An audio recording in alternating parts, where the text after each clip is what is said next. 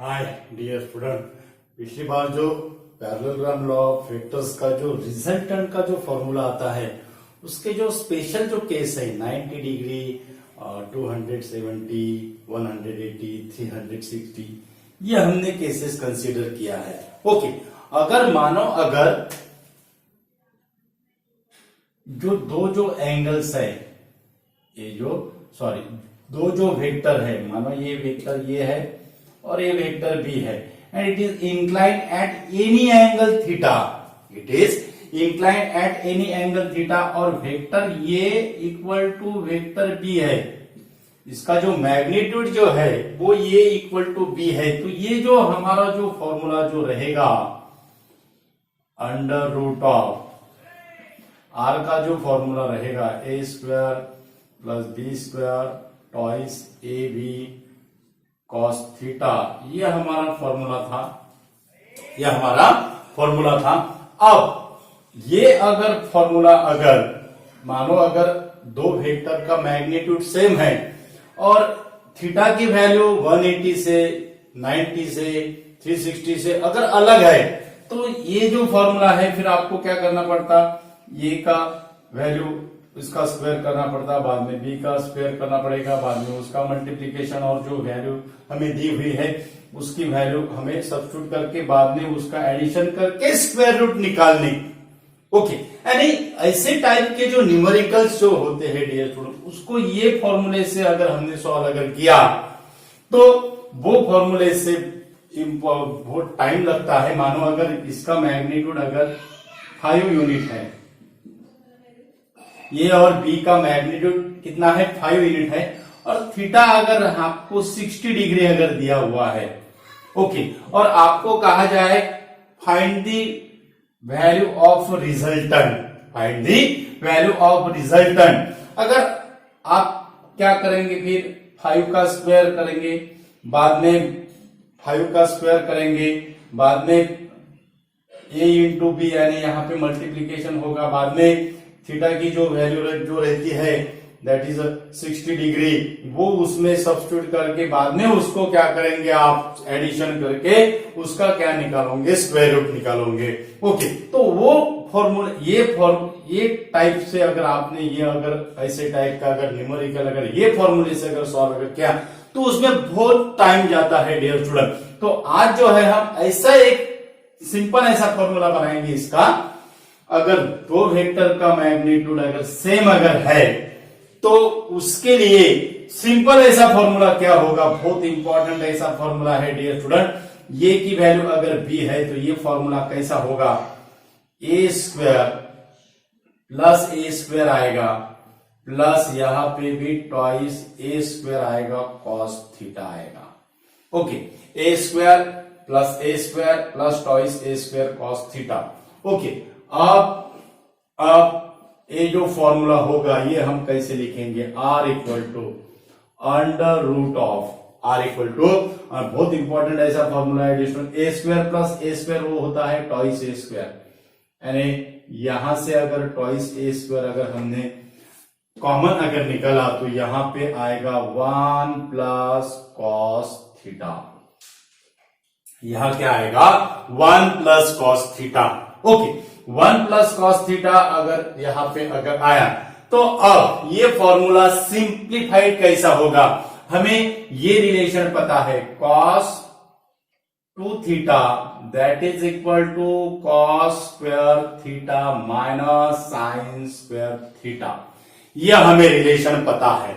Okay, अगर toys 2 theta अगर theta में अगर रिप्लेस अगर करते हैं और ये अगर थीटा बाई 2 में अगर रिप्लेस अगर करते हैं तो ये फॉर्मूला कैसा होगा। अब ये फॉर्मूले को हम ऐसा भी एक्सपेंशन कर सकते हैं कॉस स्क्वायर थीटा माइनस, अब साइन स्क्वायर थीटा कैसे लिखेंगे हमें पता है cos square theta plus sine square theta that is equal to 1 होता है, तो sine square theta equal to क्या होगा, कॉस स्क्वायर थीटा माइनस 1 होगा, यानी यहां आएगा कॉस स्क्वायर थीटा, यहां क्या आएगा, यहां पे क्या आएगा कॉस स्क्वायर थीटा, यानी cos sine square theta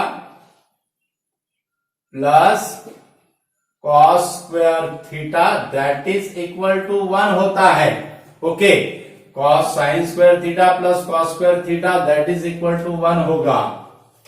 okay, sine square theta. अब उसके बाद ये कॉस स्क्वायर थीटा है, अब यही फॉर्मूला हम कैसे रिप्लेस करेंगे, that is equal to sine square theta equal to cos square theta minus, अब साइन स्क्वायर थीटा को कैसे लिखेंगे ये हमें पता है, sine square theta plus cos square theta ये पता है, तो ये कैसा होगा 1 माइनस कॉस स्क्वायर थीटा होगा। साइन स्क्वायर थीटा क्या होगा 1 माइनस कॉस स्क्वायर थीटा, यानी साइन स्क्वायर थीटा की वैल्यू क्या सब्स्टिट्यूट करना है 1 माइनस कॉस स्क्वायर थीटा, क्या सब्स्टिट्यूट करना है 1 minus cos square theta.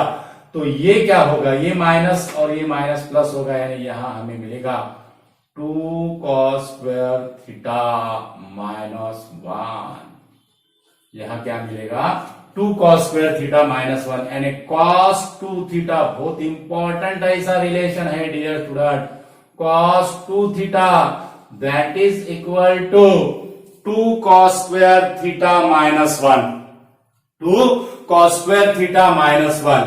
Okay, अब अगर ये 2 थीटा को अगर हमने थीटा में रिप्लेस अगर किया और ये अगर हमने थीटा बाय 2 में रिप्लेस किया तो फॉर्मूला कैसा बनेगा, cos theta that is equal to 2 cos square theta by 2 minus 1 होगा।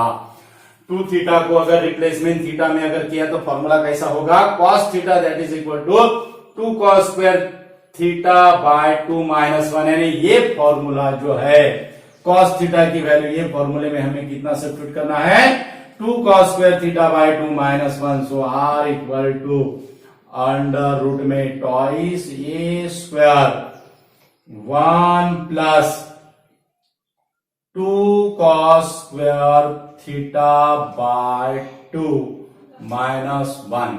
ओके, अब ये प्लस 1 और ये माइनस 1 क्या हो गया, कैंसिल हुआ, एक कैंसिल एक कैंसिल, यानी हमें क्या मिलेगा, हमें क्या मिलेगा, हमें मिलेगा ये 2 कैंसिल नहीं हो गए डियर स्टूडेंट, ध्यान में रखना है, ये cos स्क्वायर थीटा बाय 2 है, ये 2 कैंसिल नहीं होगा, ध्यान में रखना है। तो r equal to under root of 4a square cos square theta by 2, r equal to under root में 4a square cos square theta by 2 और r इक्वल टू टॉइस ये cos theta, r equal to under root निकल जाएगा, अब इसका क्या होगा under root क्या होगा निकल जाएगा, तो 4a स्क्वायर अगर अंडर रूट के बाहर अगर आए तो टॉइस ये होगा और cos स्क्वायर थीटा जो होगा वो होगा cos theta by 2,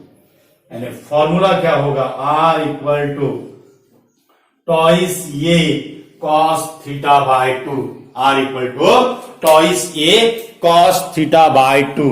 okay, r equal to twice a cos theta by 2। अब यही जो फॉर्मूला था हमारा, यही फॉर्मूला, अब ये फॉर्मूला अगर ये फॉर्मूले में अगर 60 अगर डालते तो बाद में हमें क्या करना पड़ता था 25 प्लस 2 इंटू 5 यानी 25 होगा, यानी इंटू यहाँ पे होगा मल्टीप्लीकेशन 50 होगा, इंटू cos 60 की जो वैल्यू जो रहती है cos 60 की जो वैल्यू रहेगी वो वैल्यू रहती है 1/2, वो वैल्यू क्या रहती है 1/2। तो बाद में फिर उसको हमें क्या करना था 1/2 यहाँ पे डालकर इधर ऐसा हमें क्या करना था सब्स्टिट्यूशन करना था, यानी ओके। तो ये फॉर्मूले से अब वो क्या हो जाएगा एकदम इजी ऐसा हो जाएगा डियर स्टूडेंट, वो क्या हो जाएगा एकदम इजी ऐसा हो जाएगा। अब ये जो फॉर्मूला है r इक्वल टू टॉइस ये cos थीटा बाय 2, अब ये फॉर्मूला हमें पता है जो थीटा इक्वल टू अगर हमने 90 डिग्री अगर लिया वो फॉर्मूले में और ये इक्वल टू b अगर था तो हमारा आंसर r का आंसर कितना आता था अंडर रूट 2 टाइम्स ऑफ ये under root 2 times of a। Okay, तो ये जो हमने जो फॉर्मूला निकाला है, ये फॉर्मूला करेक्ट है या नहीं है वो हम चेक करके देखेंगे। ओके, तो ये फॉर्मूले में अब थीटा की वैल्यू हमें 90 डिग्री अगर डालना है तो 90/2 कितना होगा, 45 मिलेगा। और cos 45 अगर लिया तो r की वैल्यू हमें क्या मिलेगा, cos 45 की वैल्यू कितनी होती है, 1/√2 होती है। ओके, 1/√2, तो यहां पे हमें मिलेगा दैट इज इक्वल टू √1/√2 मिलेगा। तो यहां पे हमें क्या मिलेगा फिर, टॉइस a/√2 और टॉइस a/√2। देखो कितना टाइम लगा, इसको कितना टाइम लगा और इसको कितना टाइम लगा। टॉइस a/√2 क्या होता है, √2 टाइम्स ऑफ ये होता है। क्या होता है, √2 टाइम्स ऑफ ये होता है। यानी अगर 2 को अगर हम ऐसे लिखते हैं √2 इंटू √2, ये/√2 होगा, ये कैंसल, ये कैंसल, यानी √2 टाइम्स ऑफ ये।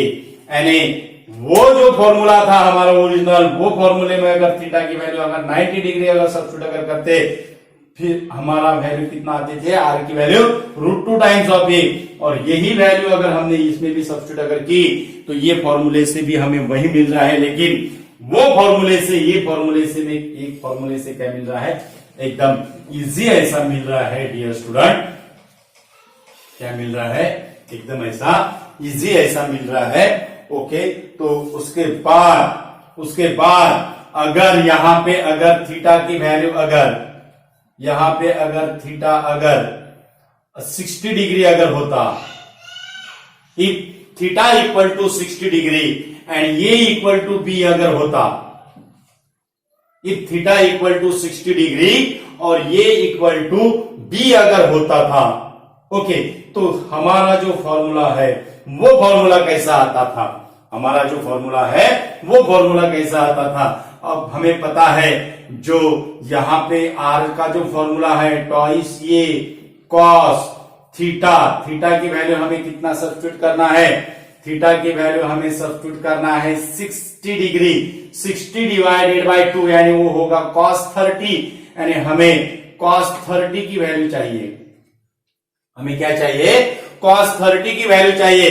और cos 30 की जो वैल्यू है, जो हमने जो आपको जो ट्रिक्स जो दी थी, cos 30 की जो वैल्यू होती है वो होती है √3/2। ओके, तो उससे अगर हमने ये फॉर्मूले अगर सब्स्टिट्यूट अगर किया तो यहाँ पे हमें मिलेगा √3/2 यानी 2 कैंसिल। देखो कितना टाइम लगा डियर स्टूडेंट, कुछ भी टाइम नहीं लगा ये फॉर्मूले से, कुछ भी टाइम नहीं लगा ये फॉर्मूले से। ओके, तो ये जो ऐसे जो टाइप के जो फॉर्मूले जो होते हैं डियर स्टूडेंट, ऐसे जो टाइप्स के जो न्यूमेरिकल जो होते हैं, ये फॉर्मूले से बहुत इजी ऐसा होता है। यानी थीटा की वैल्यू अगर 60 डिग्री है, अगर ये फॉर्मूले में अगर हमें सब्स्टिट्यूट अगर करना होता, a² plus a² plus twice a² into बाद में इसको हमें सब्स्टिट्यूशन करना पड़ता था और बाद में उसको हमें क्या करना पड़ता था, बाहर निकाल के ऐसा पूरा सब्स्टिट्यूट करना है।